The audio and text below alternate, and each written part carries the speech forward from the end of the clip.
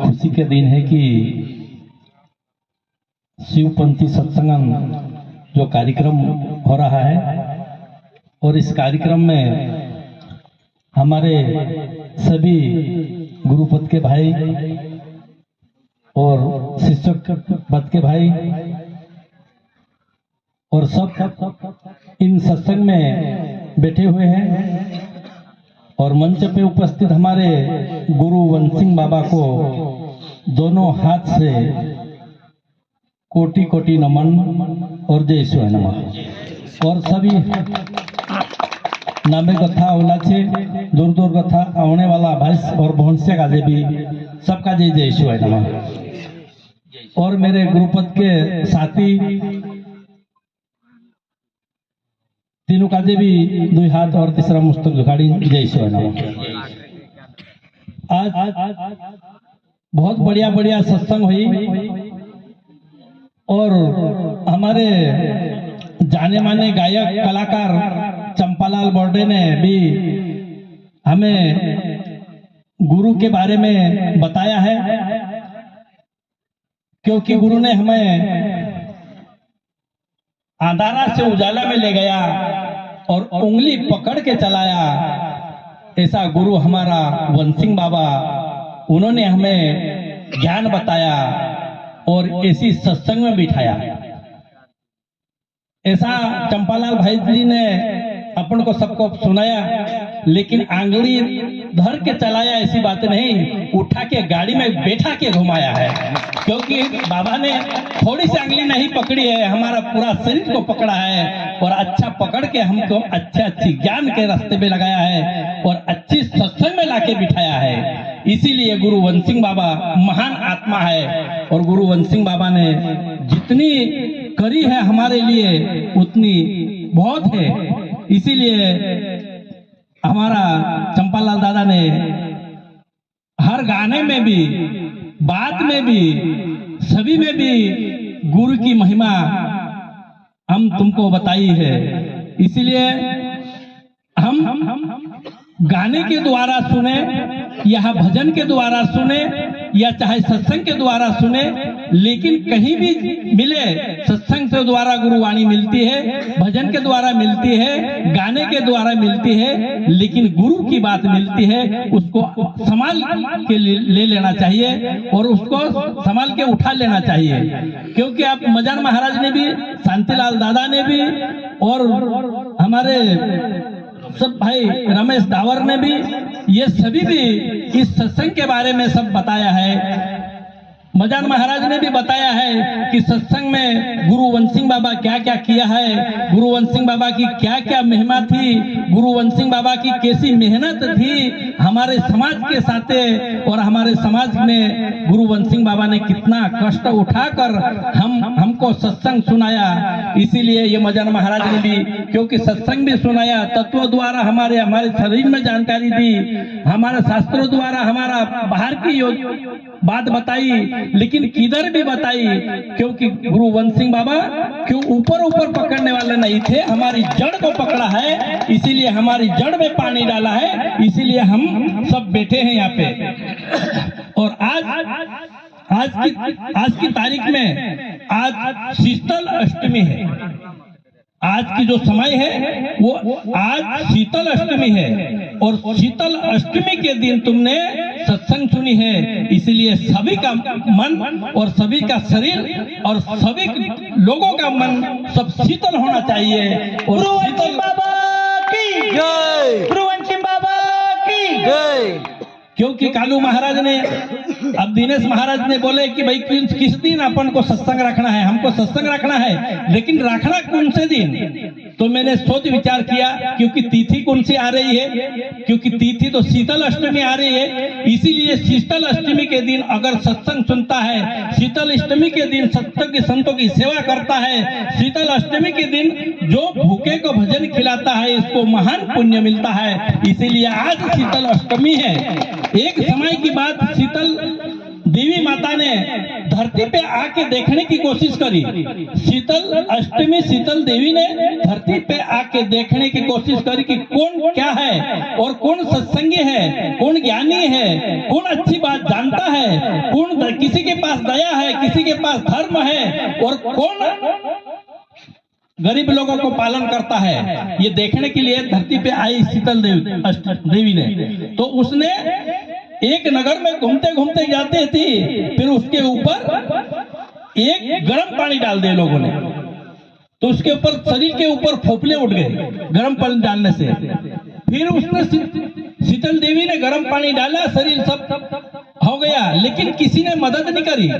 लेकिन एक कुमारनी थी, उस कुमार ने उसको देख के बुलाया, क्योंकि बहन तुम इतनी दुखी यार क्यों है, क्या चाहती है? तो उन्होंने कहा देवी माता ने कि हम 2-4 दिन 8 दिन की भूखी हूँ, मेरे को भोजन कहीं से मिला नहीं। तो उन्होंने कुमार ने कहा कि भाई मेरे पास तो ताजा भोजन तो नहीं है, लेकिन मेरे पास कम से कम काल की रबड़ी पड़ी है, उसी को मैं खिला सकती हूँ।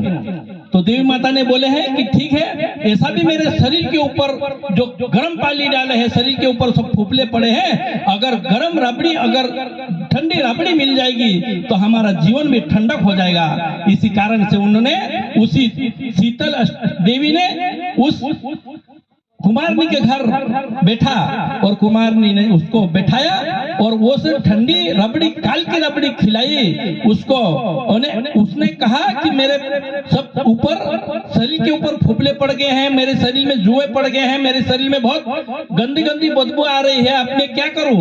तो कुमारनी ने कहा कि उनके पास धर्म था, कुमारनी समझती थी अच्छी बात को, कुमारनी सत्संगी थी, तो उसको उसकी जो मेहनत करने की कोशिश करी। तो उनको देखा कि सिर में देखे तो जुए देख रहे थे, लेकिन उसने देवी ने कहा कि मेरे जुए जरा कर दे। तो उसको या अपना शरीर के बाल इधर इधर करके देखे तो एक पीछे एक आग दिखाई उसको। तो कुमारनी तो भागने लग गई कि पीछे झोटे में तो आग दिख रही उनका। तो उन्होंने देवी ने कहा कि भागो मत, मैं कुछ डाकन चुड़ैल नहीं हूँ, मैं एक शीतल देवता हूँ। और शीतल देवी ने उन्होंने कहा कि तू शीतल देवी की मदद करी है, इसीलिए इसी संसार में सबसे उन्नति तुमको मिलेगी, और जो तेरे पास ये कमजोरी है ये तुम्हारा घर हरा भरा हो जाएगा। दुनिया में कभी आग लग सकती है, लेकिन सबका घर जल सकता है, लेकिन तेरा घर कभी नहीं जलेगा। तो एक समय में हुआ कि भाई किधर किधर आग लगी, लेकिन उनका घर नहीं जला। राजा सबको पता चले कि सबका नगर जल गया, पर उनका क्यों नहीं जला? तो उन्होंने कहा कि मैं शीतल देवी की पूजा की थी, इस कारण से शीतल देवी ने मेरे को ये वरदान दिया था। इसीलिए उस राजा को लगा, नगरवासी को लगा कि इस संसार में शीतल देवी घूम रही थी, लेकिन हमको पहचाना नहीं आई, और तू ओरिजिनल सत्संगी है कि तू शीतल देवी की पूजा करी, उसी समय उसी दिन तूने ठंडी रबड़ी खिलाई थी, इस कारण से सबके इसका जीवन ठंडा हुआ। तो सबको शीतल होने का वरदान मिला और सबन जीवन को शीतल हुई। इसी कारण से आज शीतल अष्टमी है। आज तुमने प्रसाद बनाया है, आज तुमने सभी सत्संग को खिलाया है, और सत्संग को खिलाने के बाद और हम सबको मिला है। और एक तरीका भोजन नहीं मिला, 2 तरीका भोजन मिला है। एक तरीका भोजन मिल रहा है, क्या बनाया था उन्होंने, लेकिन दूसरी तरफ की गुरु वंशिंग बाबा ने बनाया है, दूसरी तरफ की शीतल देवी ने बनाया है, दूसरी तरफ गुरु वंशिंग ने बनाया है। क्योंकि क्या बनाया है? क्योंकि गुरु से पूछा कि क्या क्या भजन नहीं गया। अभी भजन यहाँ पे गा रहे थे लोग, लेकिन ये भी तो भजन है, और एक भजन वहां बन रहा है तपेले में, वो भी भजन है। लेकिन हमने दोनों भजन खाया है। कौन सा? वो कोई भोजन यानी ये कोई भजन। तो भजन कैसा बना? भोजन कैसा बना? भोजन इसी तरह के बना कि हमें चावल बनाया है या कोई पूरी सब्जी कुछ बनाई होगी, लेकिन इस गुरु वंशिंग ने भोजन बनाया है कि सत्संग में हमके भोजन कैसा बनाया कि हमको अटल चीज ला के दिया।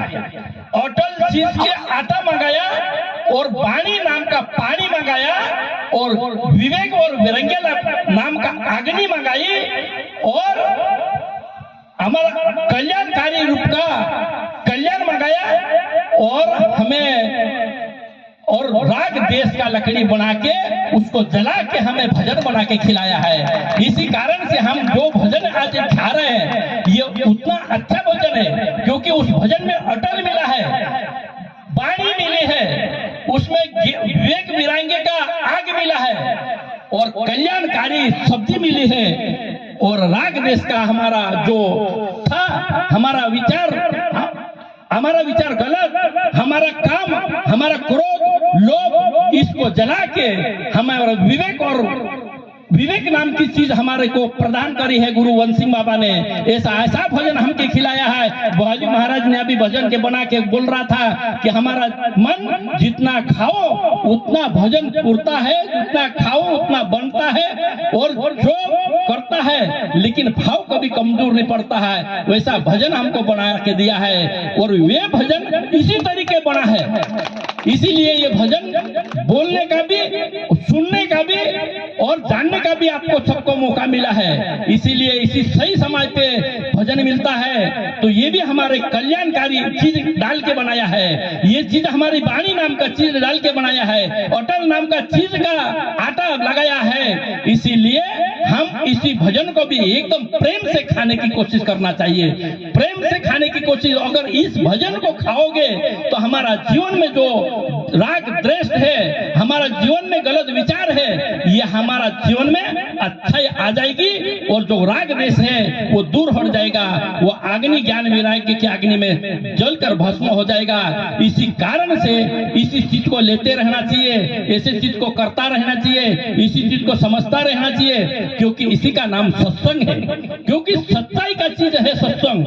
लेकिन किसी ने कहा है, जैसे चंपालाल महाराज ने कहा है कि भाई हमने दारू पीने वाले का कलेजा सड़ जाएगा, दारू पीने का वाले का उल्टा उल्टा चीज मिल जाएगा, उसको बीमारी लग सकती है। लेकिन गुरु वन सिंह बाबा की दवा चल रही है तो किसी को बीमारी लगने की कोई जरूरत नहीं है। हम गुरु वन सिंह बाबा की दवा खाते रहो और अच्छा शरीर को बनाते रहो क्योंकि गुरु वन सिंह बाबा हमको कभी गलत बीमारी में लागने नहीं देंगे, हमको गलत रास्ते कभी चलने नहीं देंगे।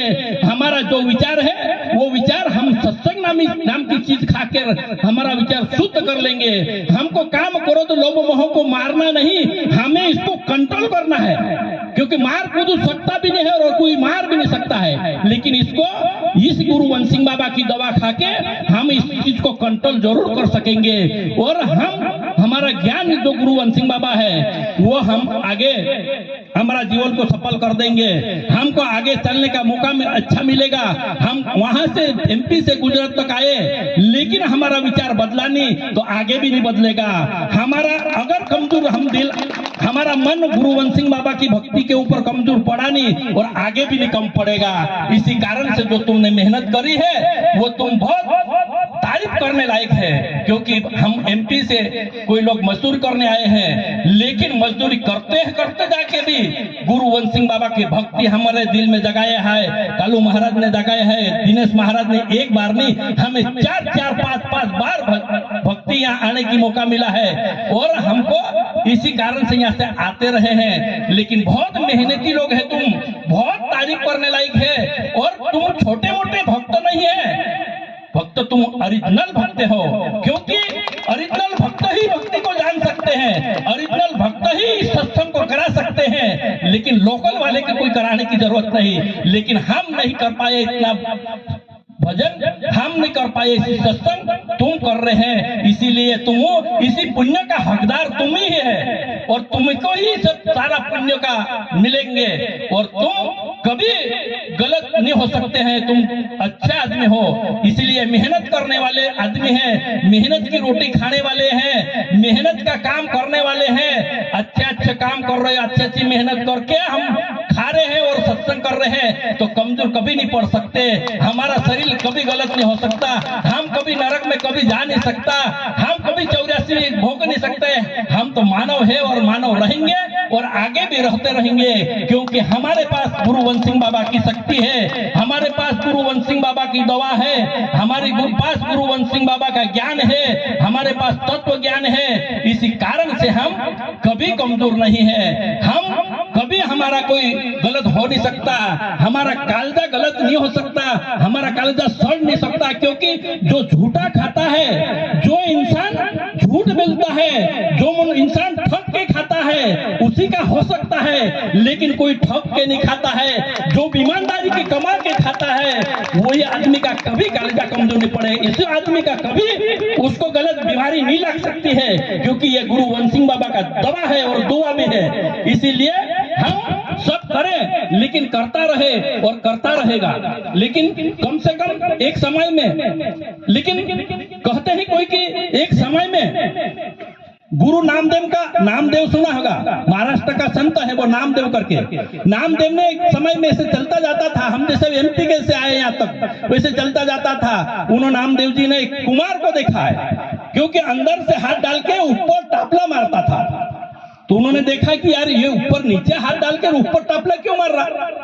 नामदेव जी ने कहा कि भाई इसको हम पक्का करते हैं, क्योंकि ऐसा मार ऊपर हाथ डाल के ऊपर मारते हैं तब जाके ये पक्का बनता है, तब जाके ठंडा पानी देता है लोगों को। अगर ये मार नहीं खाता तो ठंडा पानी कभी नहीं दे सकता। इसीलिए उन्होंने कहा, तो बोले क्या पहचान है इसकी?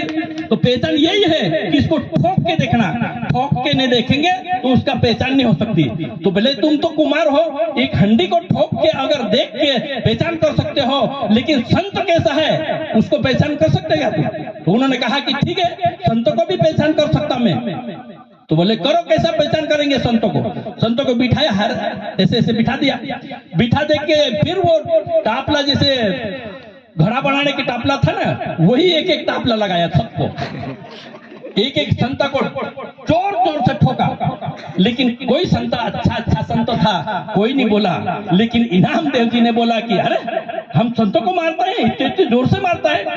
तो उन्होंने कहा कि सब पक्का है लेकिन एक कच्चा है। क्यों कच्चा है? तो उन्होंने कहा कि मैं कच्चा क्यों? क्योंकि मैं तो भगवान से मिलता हूँ, श्री कृष्ण मेरे मित्र है, मैं रोज भगवान से मिलता हूँ, और मैं कैसा कच्चा? नहीं तू कच्चा है, जा लगे तो तू तेरा भगवान से पूछ के आओ। उन्होंने गया और सबको बोल रहे थे कि भगवान, सब लोग बोलते मेरे को कच्चा, लेकिन मैं कच्चा कैसा हुआ? मैं तो तेरे से मिलता हूँ, भगवान से मिलता हूँ, लेकिन तब भी मैं कच्चा कैसा?